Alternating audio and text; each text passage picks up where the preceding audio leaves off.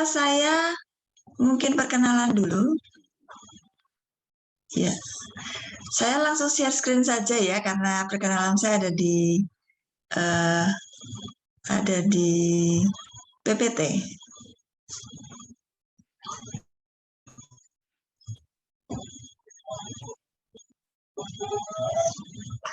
Apakah bisa dilihat dengan jelas? Sudah jelas ya. Oke. Ya.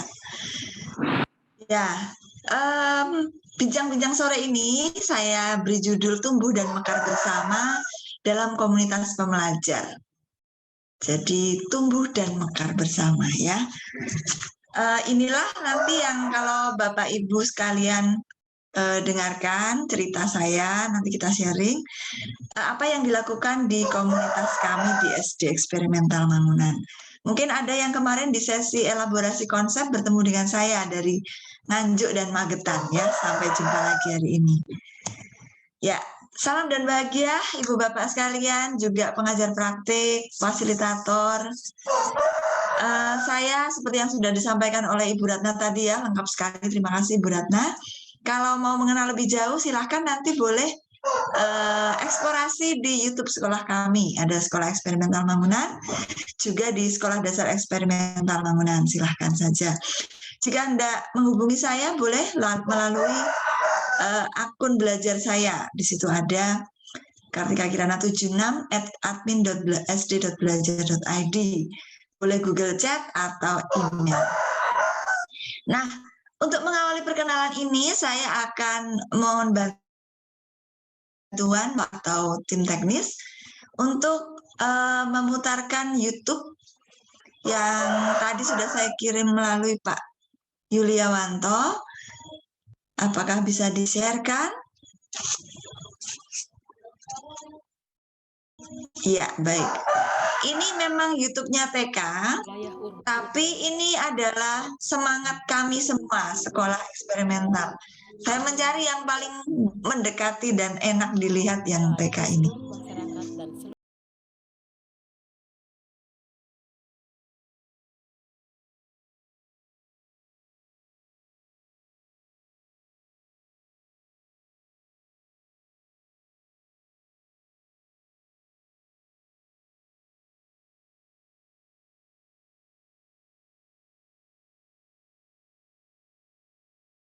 Senang.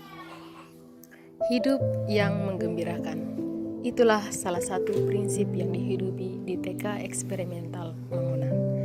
Kami ingin agar anak-anak hidup, bertumbuh, dan berkembang dalam suasana yang gembira dan menyenangkan. Bermainlah, sebab bermain adalah bernafas bagimu.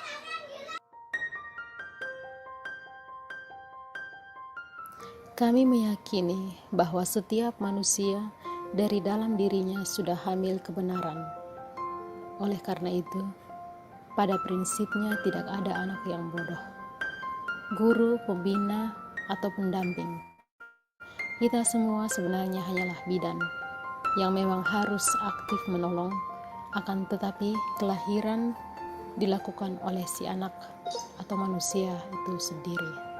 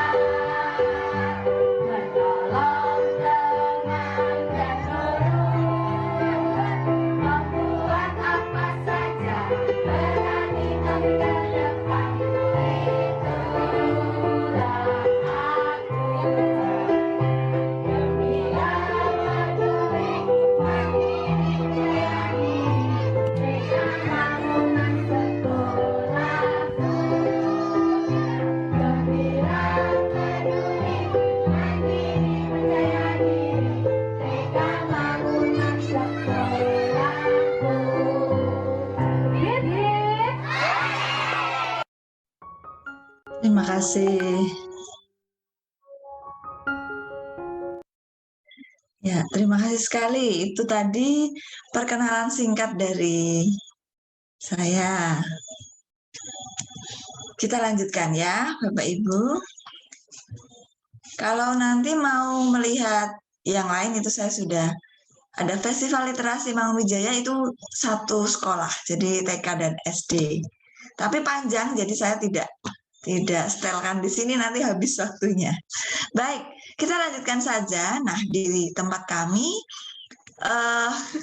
menyebut bahwa kurikulum itu adalah anak. Maka ini tidak jauh berbeda dengan yang Ki Hajar tadi katakan ya, bahwa kita berhamba pada anak, berpihak pada anak. Nah, di sini kami menyebutnya kurikulum adalah anak. Jadi, ya anaklah pusat dari pembelajaran itu. Pembelajaran akan seperti apa itu terlihat tergantung dari bagaimana si anak itu.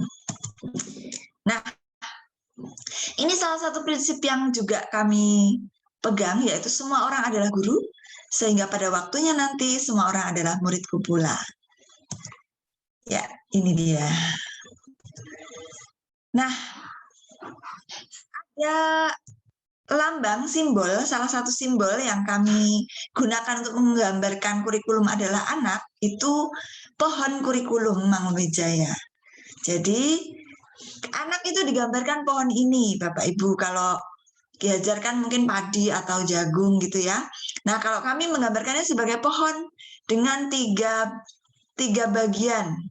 Bagian pertama itu bagian akar.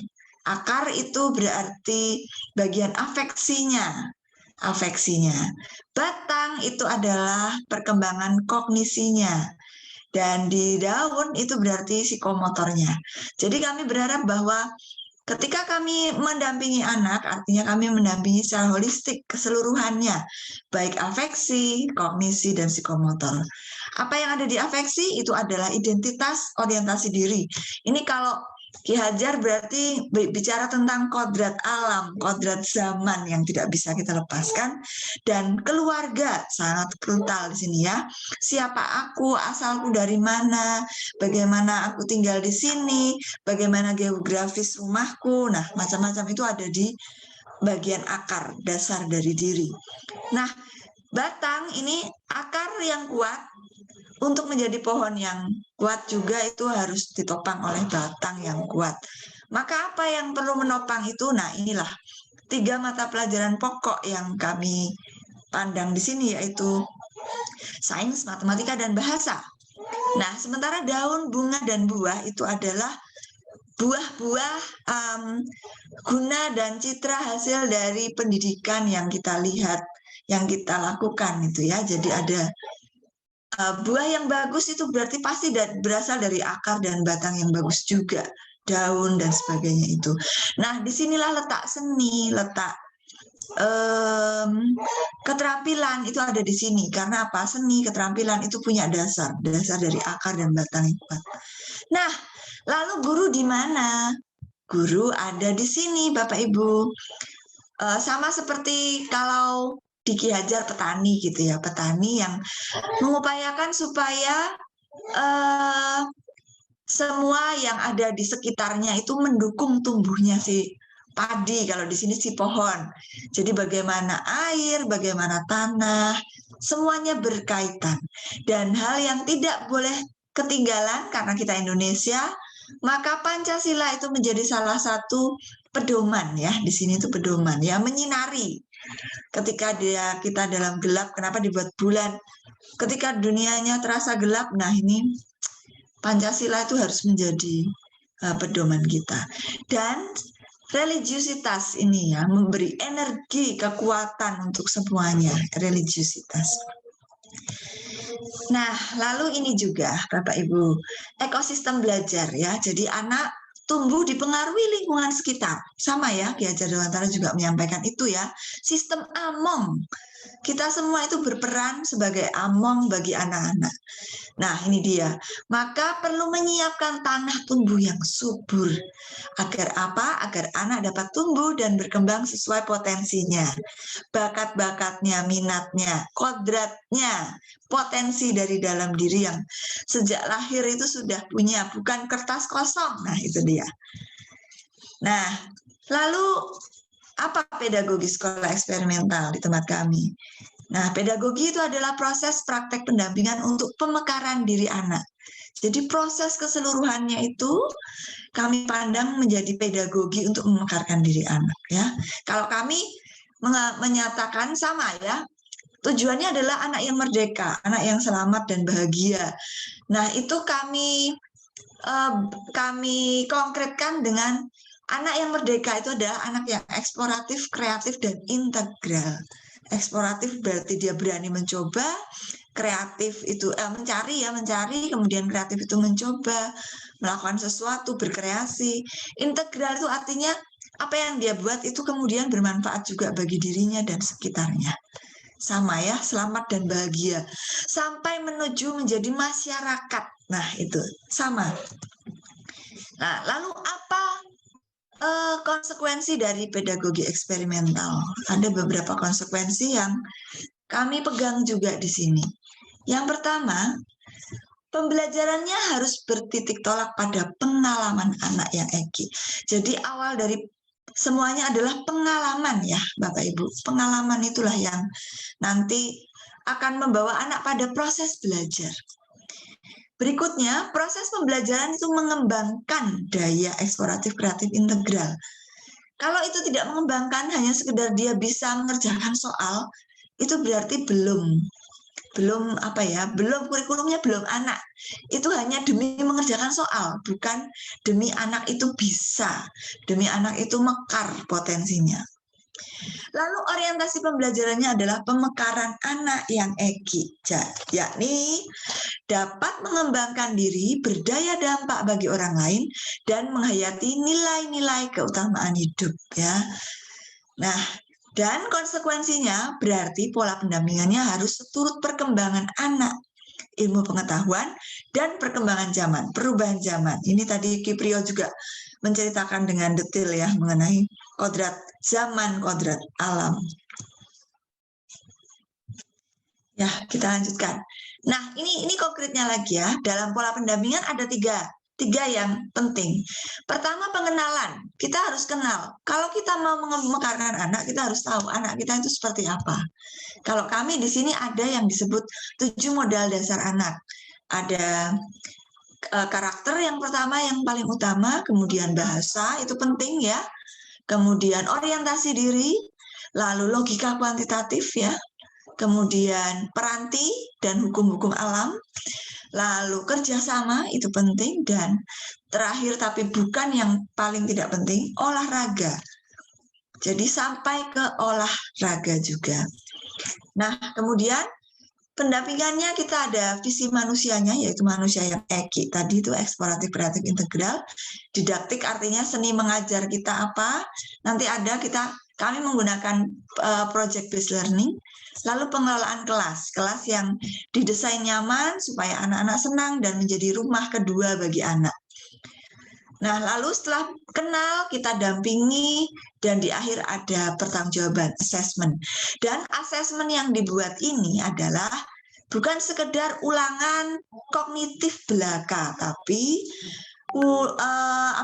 assessment yang mengukur 7 modalnya tadi, karakternya berkembang tidak, kemudian bahasanya berkembang tidak, perkembangannya seperti apa. Nah, itu yang kami lakukan.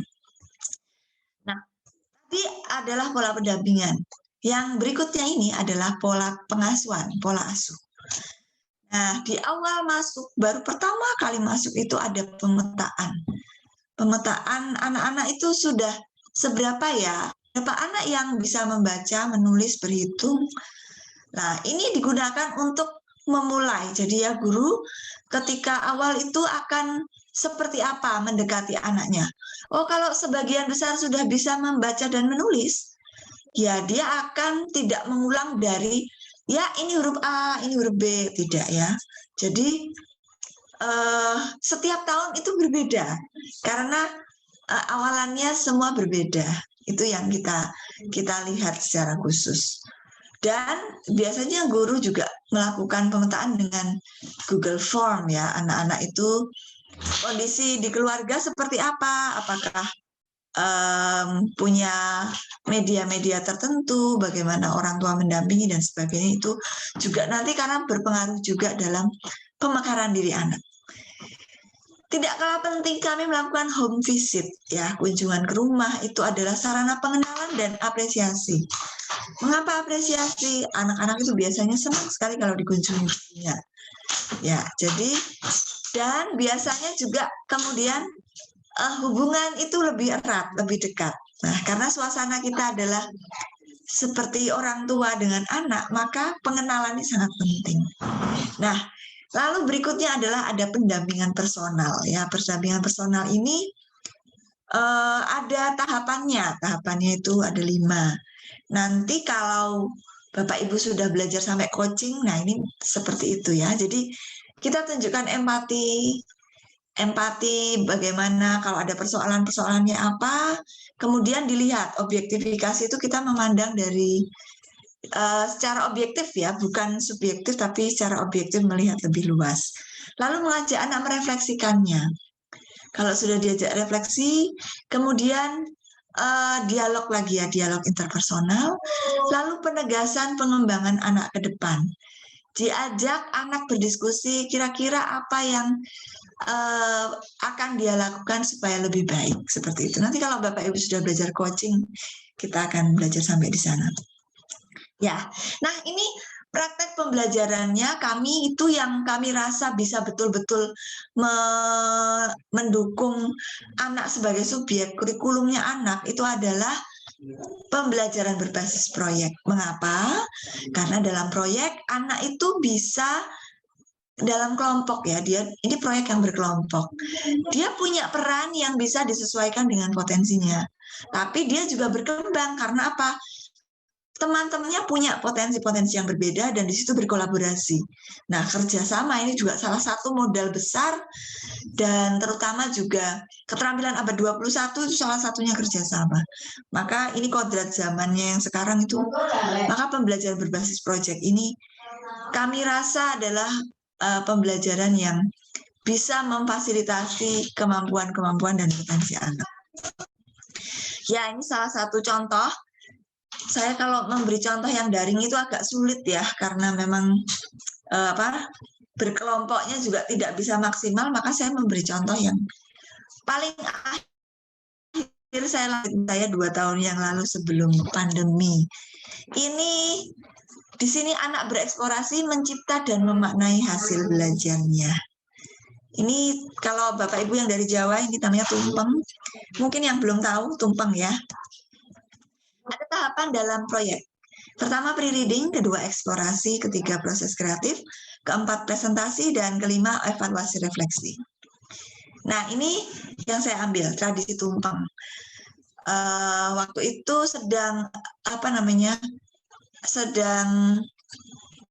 kami sedang hangat membicarakan tentang tradisi-tradisi di Jawa, lalu memilih, salah satu yang dipilih adalah tumpengan.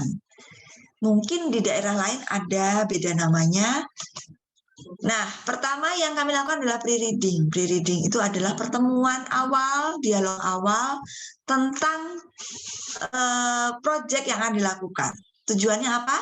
Supaya semua saling tahu. Karena pendidikan itu tidak hanya tanggung jawab sekolah, tapi juga orang tua, anak, dan lingkungan. Maka semua pihak yang terkait itu harus tahu. Jadi ada pre-reading, pertemuan dengan anak dan orang tua.